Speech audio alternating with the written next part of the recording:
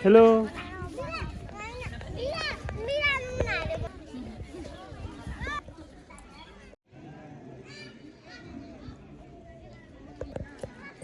हाम्रो गुरुबा बडा आनन्द हो कस्तो लागिरहेछ हजुरलाई? हजुर एकदम गजब भगवानको कृपा अनुसार यो सरस्वतीको पूजा गरी आज बसन्त ऋतु पनि हो, बसन्त पञ्चमी पनि हो। आज चाहिँ कृषकहरूले चाहिँ जे जस्तो भए पनि मकैको बिउहरू रोप्ने के गर्ने साइत गर्ने ठुलो साइत हो आज नारायण। एकदम राम्रो छ सर। 2082 सालको सरस्वती पूजा एकदम भव्यताका साथ सम्पन्न हुँदैछ हाम्रो स्कुलमा। धन्यवाद। कस्तो लागिरहेछ? आज एकदमै रमाइलो लागिरहेछ। अब यो वर्ष टिका लाउन चाहिँ भएन, अब अर्को वर्ष चाहिँ राम्रोसँग पूजा गर्ने आशमा। हजुरलाई नमस्कार। अनि सरस्वती पूजाको उपलक्ष्यमा विद्यालयमा हजुरलाई हार्दिक स्वागत छ। अनि सरस्वती पूजाको उपलक्ष्यमा यहाँलाई विद्यालयलाई अथवा अभिभावक विद्यार्थीहरूलाई के शुभकामना सन्देश दिनुहुन्छ भने? अब यो सरस्वती पूजा हाम्रो सालै पछि हुन्छ। सरस्वती पूजाको उपलक्ष्यमा हाम्रा मसिना बालबच्चाहरूलाई सदैव सरस्वती माताले विद्या प्रदान गरून् भन्ने शुभकामना दिँदै आज म पनि यहाँ उपस्थित भएको छु। हाम्रा विद्यार्थी भाइ बहिनीहरूलाई एकदम सरस्वती चाहिँ युक्त बनाउन् भन्ने यही शुभकामना छ। हस्, धन्यवाद। पूर्व प्रज्यू दिलबहादुर तामाङ सरलाई पनि विद्यालयमा चाहिँ भइरहेको गतिविधि बारेमा प्रश्न पारिदिनु हुन अनुरोध गर्दछु। धन्यवाद अर्जुन सरज्यू। म यो विद्यालयको बारेमा चाहिँ मैले भएका कुराहरू छोटो रूपमा म भन्न लागिरहेको छु।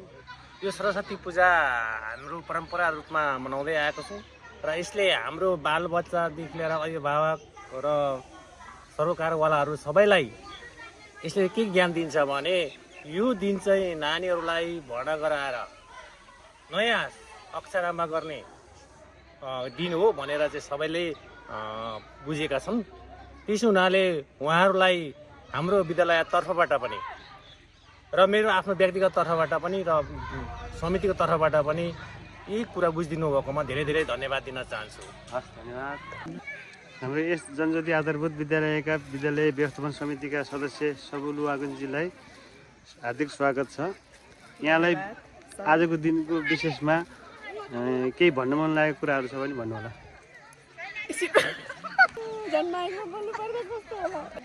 धन्यवाद सर।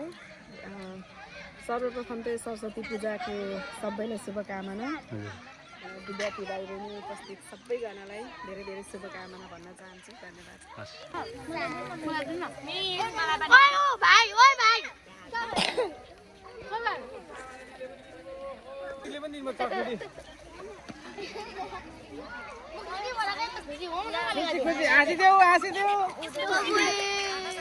हाम्रो विद्यालयको चाहिँ अनि उखु कुमारी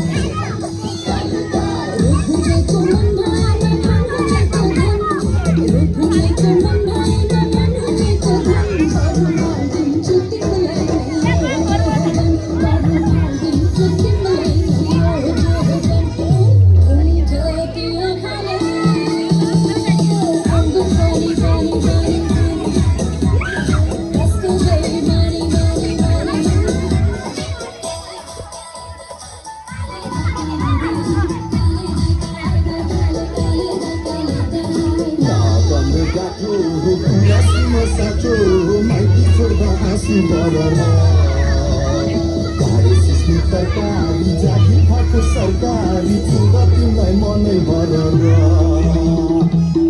भन्दै गाठो कुरा सुन साँचो माइती छोटा हाँसी बरर गाडी सिस्नु तरकारी जागिर खाएको सरकारी चुँदा तिमीलाई मनै बरर